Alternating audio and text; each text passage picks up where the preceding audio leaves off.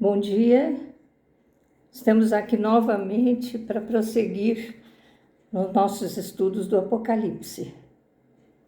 Vamos ter uma palavra de oração e já retomamos o estudo. Pai querido, Pai amado, estamos felizes, Senhor, te rendemos graças, Senhor, te agradecemos por tantas bênçãos que temos recebido, Senhor. Queremos te agradecer, Pai, pelas vitórias que tivemos nesta semana, a cirurgia da minha neta, que foi bem sucedida, a minha prima que está com Covid no hospital, que foi desentubada, e tantas outras coisas em que nós vemos, Senhor, a tua resposta às nossas orações. Obrigada, Pai. Queremos andar sempre no centro da tua vontade, Senhor. Queremos alegrar o teu coração, assim como tu nos alegras, Senhor. Tu és a nossa fonte de vida, tu és a nossa maior esperança, tu és uma bênção imensa, incomensurável nas nossas vidas. Fica conosco sempre, Senhor. Ajuda-nos nesses estudos da tua palavra revelada, Senhor. Queremos aprender mais e mais daquilo que tu quiseste nos ensinar. Ajuda-nos pelo teu Espírito Santo a discernirmos tudo o que tu queres falar conosco através da tua palavra nas Escrituras Sagradas. Fica também, Senhor, com todos os nossos amados. Fica também, Senhor, eu te peço, intercedo pela nossa pátria, pelo nosso Brasil, que haja paz, harmonia, entendimento, justiça, que os governantes sejam dirigidos por ti, que tu estejas acima de tudo, no controle de tudo. Não permita, Senhor, que haja dissensão e desunião entre os teus filhos, do povo que reside nessa pátria tão querida que tu nos deste, Senhor. Confiamos em ti, Senhor. Fica conosco e com os nossos amados onde estiverem. Guarda-nos, Senhor, debaixo da tua proteção. Nós oramos em nome de Jesus. Amém. Hoje, o nosso estudo esse estudo que estamos fazendo sobre os principais personagens e símbolos mencionados em cada em cada capítulo do livro do Apocalipse. Hoje nós vamos para o capítulo 9. Esse capítulo, ele fala da quinta trombeta e o primeiro ai. E também da sexta trombeta e o segundo ai. Muitos homens são feridos nessa profecia, no que está previsto nessa profecia. Uma boa parte da humanidade.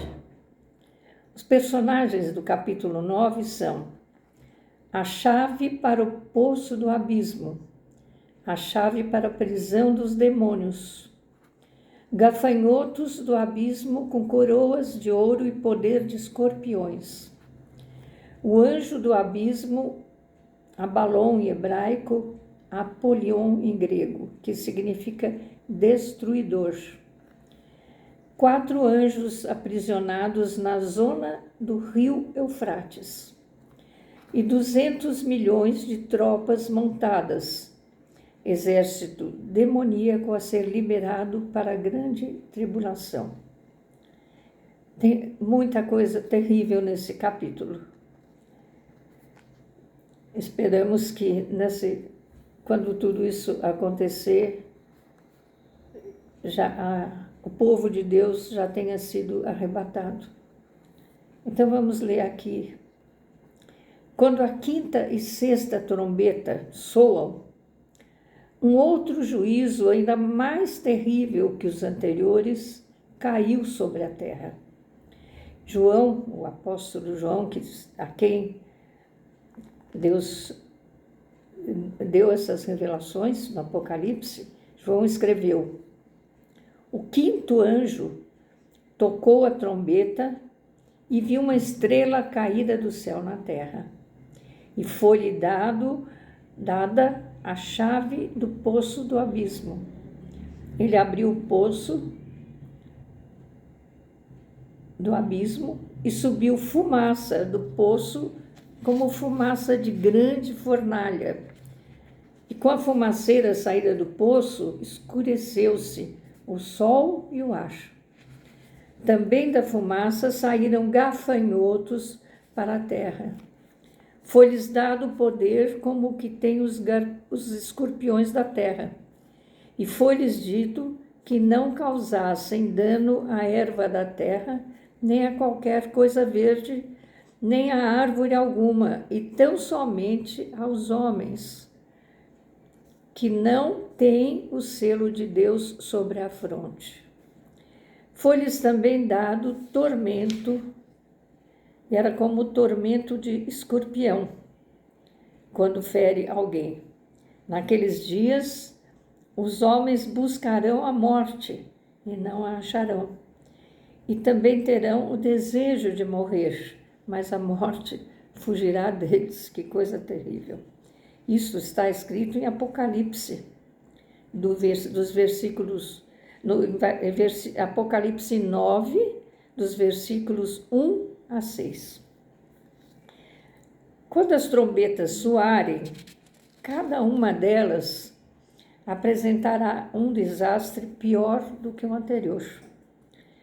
O grande astro que caiu, mencionado no versículo 10, uma estrela com o nome de Absinto, foi uma porção literal de um corpo celeste que caiu sobre a terra.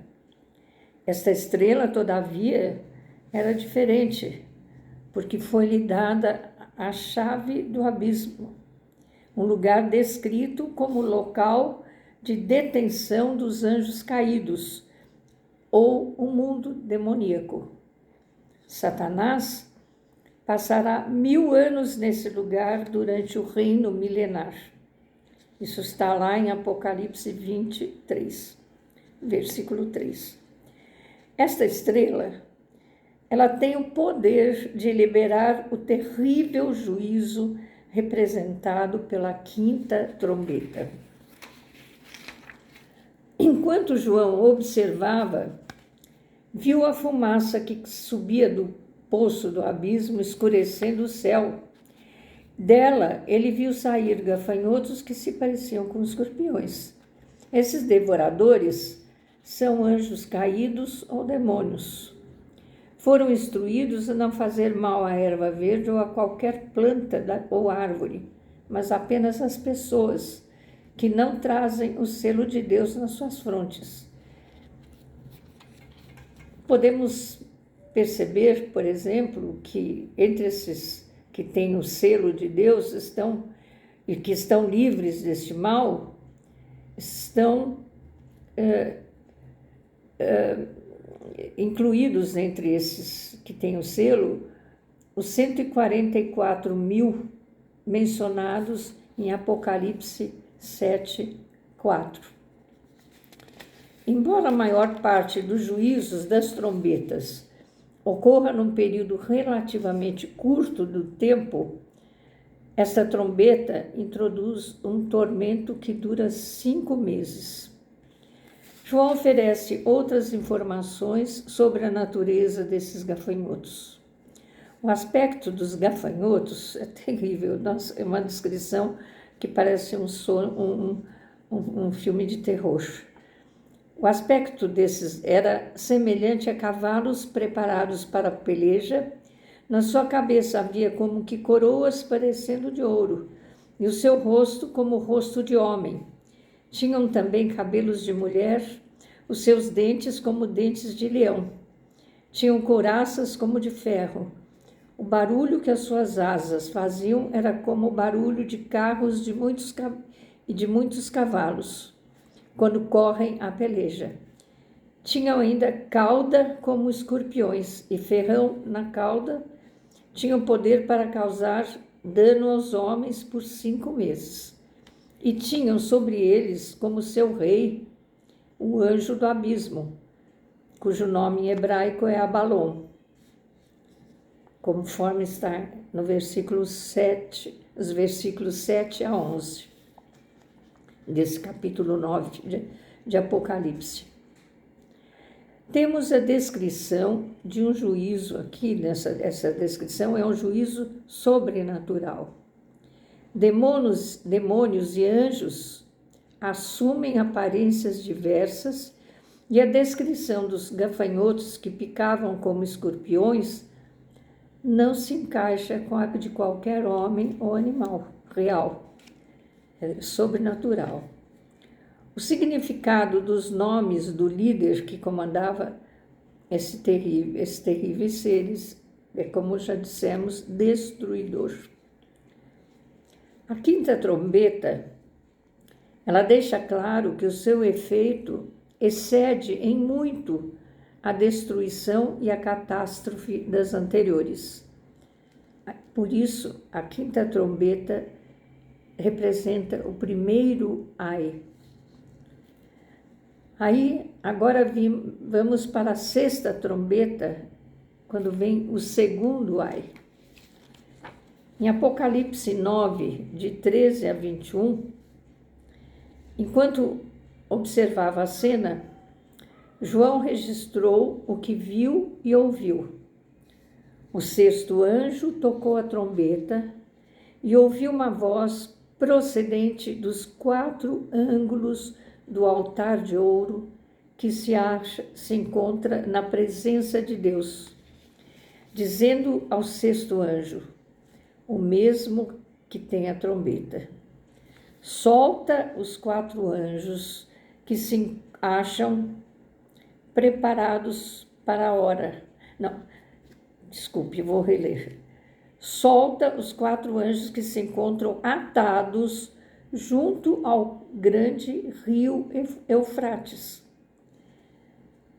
Foram então soltos os 4 anjos que se achavam preparados para a hora, o dia, o mês e o ano, para que matassem a terça parte dos homens.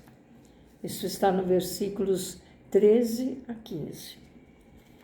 Que eu recomendo que vocês, enquanto eu estou fazendo esse estudo, leiam o capítulo 9 inteiro. João, que testemunhou este evento da perspectiva celestial, faz referência ao altar de ouro com 4 pontas. Esse é o altar do incenso, que ficava no interior do tabernáculo ou do templo, em contraste com o de bronze, que ficava do lado de fora, no pátio, e era usado para o sacrifício de animais. O altar de ouro era usado para queimar incenso e adorar a Deus. A voz que vinha das pontas do altar, provavelmente a de um ser angelical, era dirigida a um sexto anjo, dizendo ao sexto anjo, o mesmo que tem a trombeta, solta os 4 anjos. Esses comentários que eu faço aqui no meu estudo, muitos deles eu estou extraindo do livro de John Walvoord, que é um estudioso do Apocalipse. Eu acho interessante deixar isso registrado aqui. Continuando, então, os 4 anjos aqui mencionados talvez se refiram a demônios ou anjos rebeldes, pois os fiéis nunca se acham acorrentados. Estavam especialmente guardados para o dia e a ocasião em que esses eventos aconteceriam. A libertação dos 4 demônios torna possível uma cadeia de acontecimentos em que matará 1/3 da humanidade. Se o 4º selo nos versículos 6 e 8, foi capaz de matar 1/4 da população mundial, este juízo destruirá 1/3 dos sobreviventes, o que reduziria a população mundial à metade do que era no início dos juízos, ou menos ainda, dependendo de quantos morreram anteriormente em outros juízos. O fato de a grande tribulação ser definida como tempo de angústia sem precedentes, certamente é apoiado pelas estatísticas aqui apresentadas. Um outro fato é que o número dos exércitos de cavalaria era de 200 milhões. João afirmou que ouviu essa quantidade. Isso ele afirmou em 9-16. Reunir um exército deste tamanho é normalmente impossível. Se um grupo militar com tais dimensões fosse colocado em campo, suas origens na Ásia, em países como a China e Índia, pelo menos o tornariam uma possibilidade. Seria uma fonte impressionante de poderio militar. É interessante notar que João mencionou ter ouvido o número.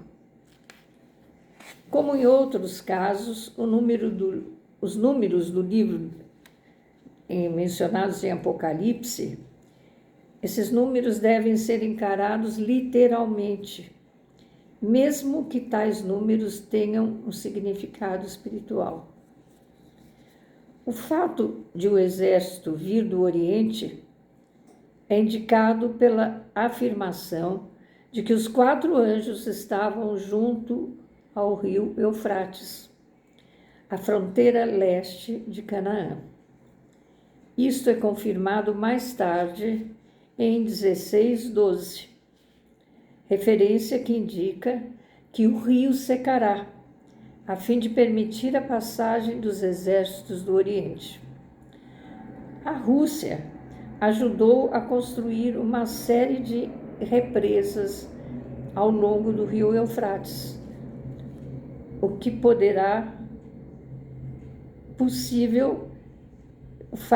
será possível com que ele seque. O exército do Oriente também é mencionado em Daniel, o profeta Daniel, que viveu muitos anos antes e cujo livro é chamado Apocalipse do Antigo Testamento.